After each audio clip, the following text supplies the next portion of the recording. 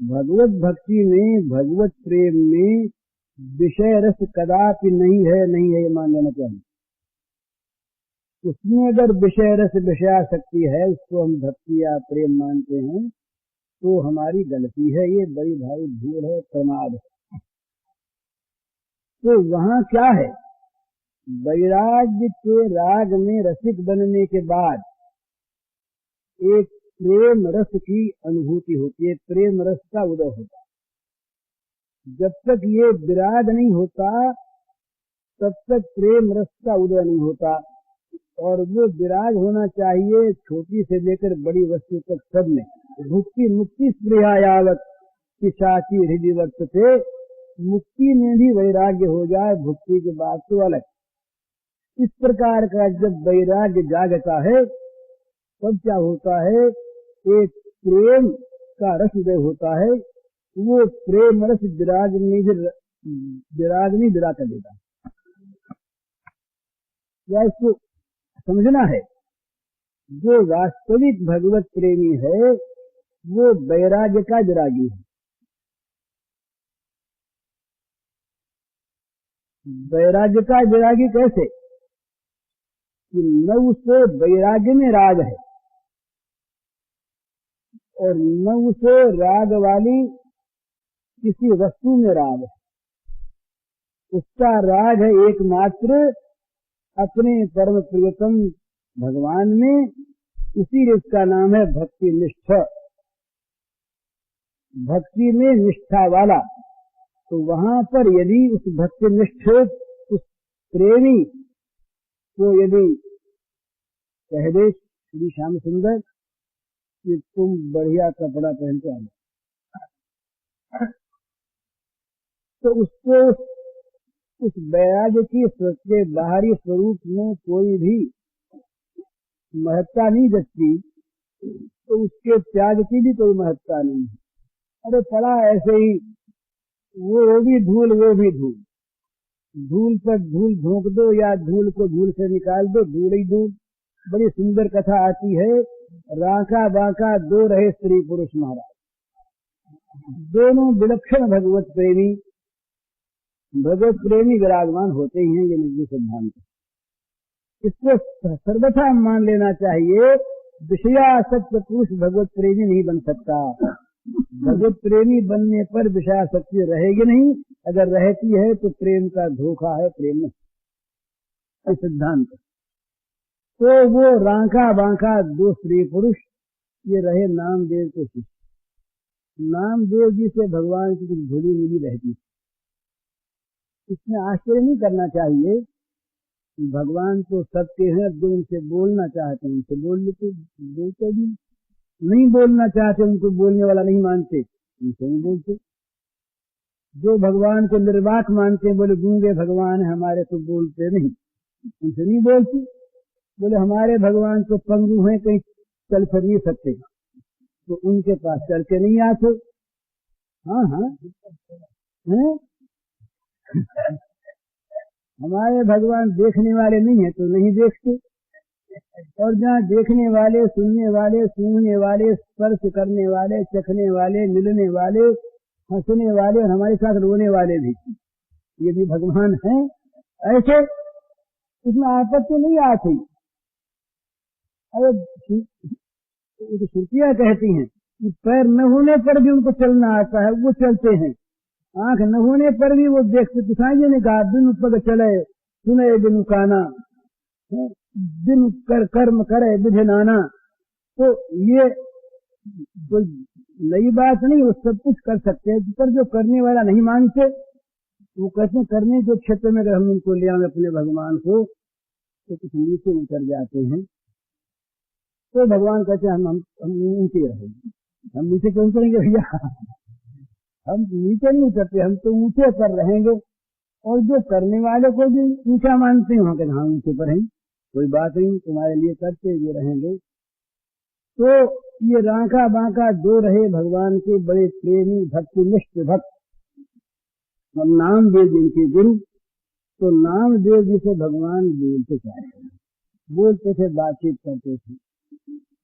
तो नामदेव जी ने एक दिन भगवान से ऐसे ही कह दिया विनोद ने कि महाराज ये दोनों जो आपके बच्चे हैं ये इनके पास खाने पीने को कुछ नहीं रहता और ये बड़े दरिद्र रहते हैं। भगवान हंसे बोले नामदेव ऐसी बात कैसे कहता है, पर वो तो उनकी महिमा बढ़ाने की सारी लीला थी, लोगों को दिखलाने की कि भक्त में किस प्रकार का त्याग होना चाहिए, ये दिखाने की लीला नामदेव की और नामदेव के प्रभु की। तो वहां ये आश्चर्य हुआ।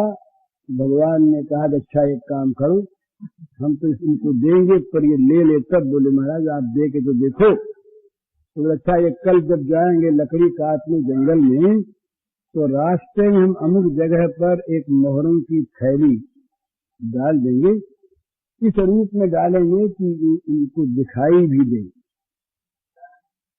तो उस पर ये ले लेंगे तो बड़ी अच्छी बात, हमने इनको दे ही दिया, तुम्हारी भी बात हो गई। और न ले तो भाई हमारा फिर क्या जो है अच्छी बात आप डालो। तो दूसरे दिन ये जंगल में जाया करते दोनों स्त्री पुरुष कुल्हाड़ी लेकर जंगल में जाके उन सूखी लकड़ियों को काटते जिसमें पेड़ों को भी पीड़ा न हो। नाम दे तो भूल चुके उसको, अपने जीवन में एक बार ये माँ को दिखला चुके। ये महाराज दूसरे की पीड़ा को अपनी माने वो संत, और दूसरे की पीड़ा को अपना सुख बना ले वो असंत। ये संत असंत का भेद। दूसरे की पीड़ा को जो अपनी माने वो संत, और दूसरे की पीड़ा को अपना सुख बना ले वो असंत।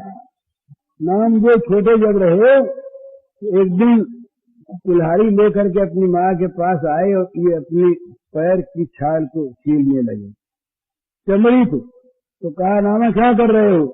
बोले बोला देख रहा हूँ, मैं अनुभव कर रहा हूँ। बोले क्या? बोले तुमने उस दिन कहा था ना कि वो पेड़ की छाल छील के ले आओ, तो मैं देखता हूँ कि छाल छीलने से दुख कष्ट होता है कि नहीं, तो ये अपनी छाल को छील के देखता हूँ।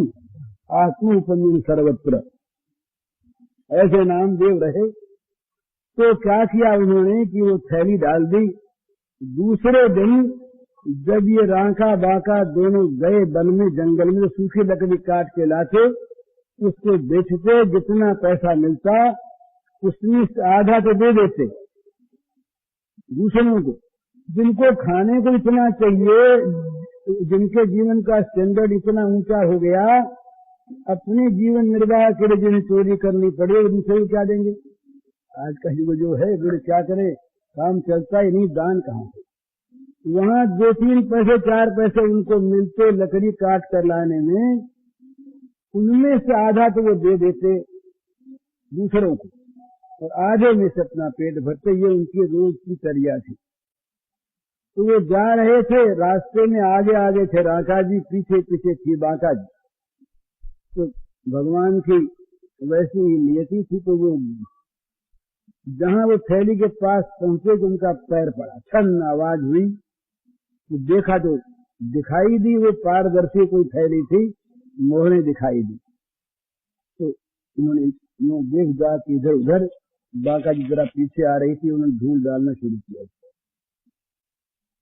थैली को धूल से ढकने लगे। वो ढक गई, इतने में बांका जी आ पहुंची। बांका जी ने कहा कि नाथ क्या कर रहे थे, क्या हो रहा है ये? बोले नहीं ऐसे ही कुछ, बोले ऐसे ही क्या, बताइए तो क्या कर रहे थे? बोले अब मोहरों की थैली थी, उसको मैं ढक रहा था, इसलिए कि तुम पीछे से आ रही हो और कहीं मन में आ जा। इसने कहा महाराज ये धूल पर धूल डालने से क्या लाभ हुआ? ये धूल पर धूल क्यों डाली आपने? मतलब ये कि उनकी बुद्धि में मोहरों की थैली तो थी धूल डालने लायक, पर इनकी दृष्टि में तो मोहर थी नहीं, धूल ही थी। तो धूल के त्याग करने में क्या महत्ता बताइए? तो ये कहे हमने बड़ा त्याग किया। अरे क्या त्याग किया? धूल पर धूल डाल दी, धूल थी ही। तो संत को विराग में क्या सुख होता है ये संत जानता है। इसके आगे जाकर जब भक्तिनिष्ठ होता है वो महापुरुष वैराग्यवान, तब ये रांका बांका की भांति उनमें इस प्रकार का प्रेम रस का उदय होता है, उस रस सागर में वो निरंतर सदा सर्वदा डूबे रहते हैं, निमग्न रहते हैं। उससे फिर वो निकलते नहीं। प्रेम सागर में डूबा हुआ कोई फिर उछलता नहीं, बाहर नहीं निकलता। ललित किशोर जी ने कहा, उनका हमने कभी किसी को देखा ही नहीं जिसमें डूब गया और फिर आप बाहर में निकला हो, ऐसा हमने नहीं देखा। बाहर नहीं उछलते देखा। तो ये जहाँ वैराग्य वास्तव में जागृत होता है, वहाँ पहले पहले तो क्या होता है, जीवन में ये चीज आनी चाहिए, नहीं आती हम लोगों के जीवन में, नहीं आई, ये एक अभाग्य है। जीवन में एक चीज ऐसी आनी चाहिए जहाँ भोग बुरे लगे, जहाँ भोग सुहावे नहीं, जहाँ इनको देख करके भागने की इच्छा हो। और हो जाता है महाराज, ये रुपया